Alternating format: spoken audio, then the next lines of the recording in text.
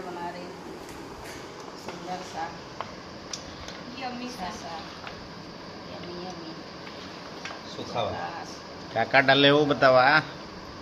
कलौजी का मसाला हींग लहसुन मिर्चा ले आम डालू तो बतेबा नहीं कर लू। अरे आम तो बटले बाहर फिर दूसरा टेस्ट करी।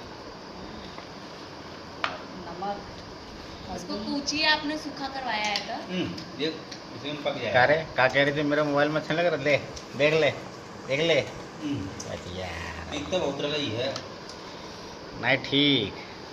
बच्चा डरवा रहे दुनिया भर का काम का करी लाल कर देख करो आए हो गई नमक का टेस्ट करी। छोड़ दे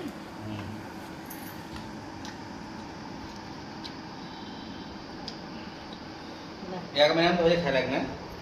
लपकड़ा हम थोड़ी खा ये नहीं खाली खाई है लगा चुअल चुअल चुअल चुगल तो चुगल रे। दे नहीं दिए है